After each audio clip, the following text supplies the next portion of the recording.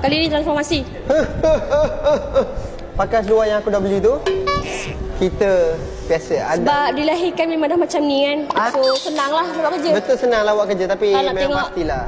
Tak pernah tak ada number kan? Panjang ni, jom kita tengok. Let's go.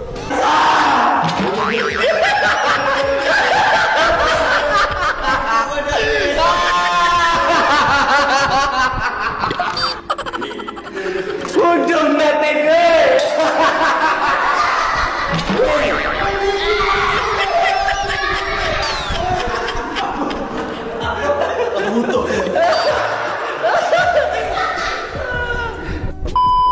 Oh, kau ni meme raja transformasi.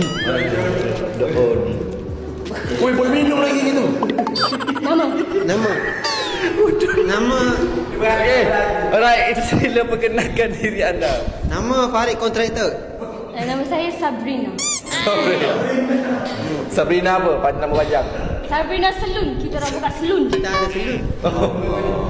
Okay, berasal dari mana ni ya? Mana? Batuk sekali lagi. Hah? Batuk. Mana? Tak tahulah dari mana. Tepi jalan je. Okay. Track. Saya ada ragu. Lagu. Wow. Okay. Mana nyanyi awak? Sabar.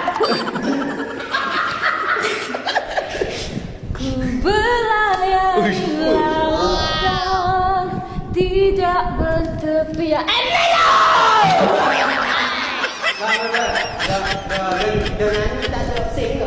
Oh. Mesti tak ada cash kan? Mesti tak ada cash kan? Tak ada. Tak apa. Ada QR.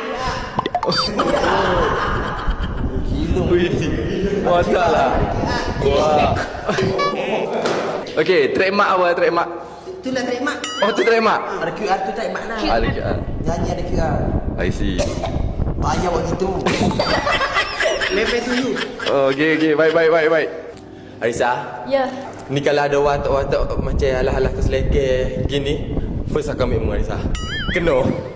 Batuk sekali lagi. Dam. Perut cun.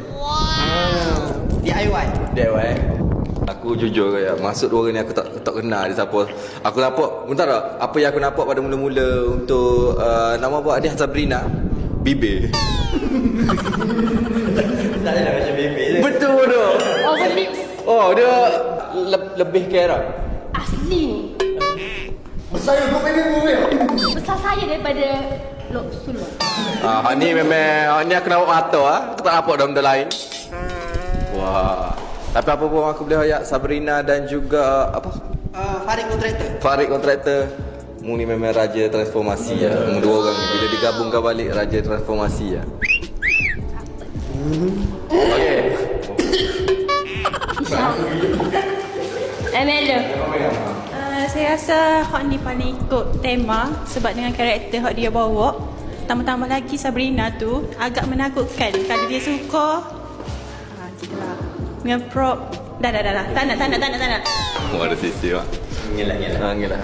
Nak atas selur ya. Dia mari sekali dengan lawyer itu. Okey. Untuk Sabrina dan juga Farid Kontraktor, sila posing menghadap kamera 3 kali.